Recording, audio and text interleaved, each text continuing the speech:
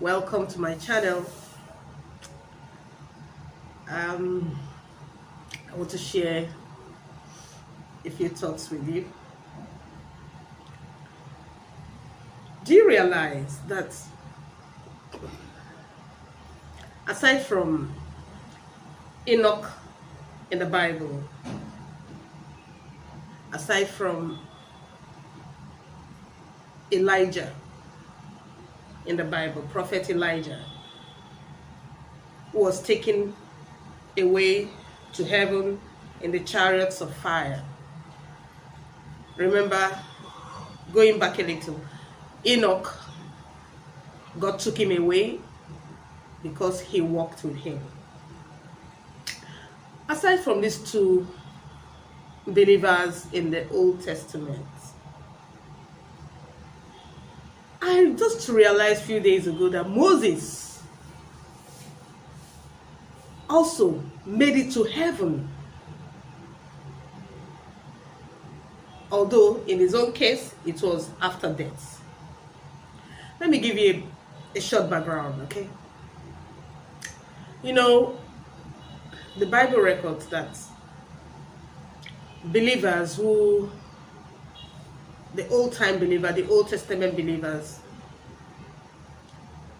none of them actually, aside from these three people I just mentioned, none of them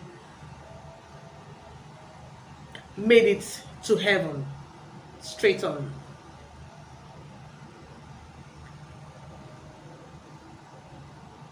They were held in a place the New Testament called the Abraham's bosom. You know, I think it's also called Hades, but Hades has a compartment for the righteous believers, and then those who were not believers were held in a place of torment. So Moses didn't experience Hades. He was never there. You ask me, how did I know this? Okay. Well, I know a lot of Bible teachers, a lot of Bible scholars, they know this, you know. But I just discovered it and it's a new thing for me. I was going through my Bible over the weekend, this weekend really, and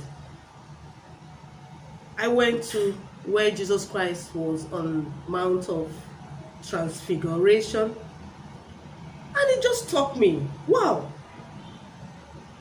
it was Moses and Elijah that visited Jesus Christ at the Mount of Transfiguration. And Jesus Christ hadn't died, he hadn't resurrected, so the gates to heaven hadn't been opened, so to speak. But Moses and Elijah came to visit Jesus Christ and were speaking to him about the kingdom. Is God not wonderful? In fact, it's amazing. Why do I see it as amazing? I see it as amazing because at the point when Moses was still alive and he was, you know, he was still leading the children of Israel after they had crossed the Red Sea and they were in the wilderness, and the children of Israel were complaining that there was no water. If you remember, if you read the Bible, Moses was instructed by God that he should speak to a rock, and in anger Moses struck the rock.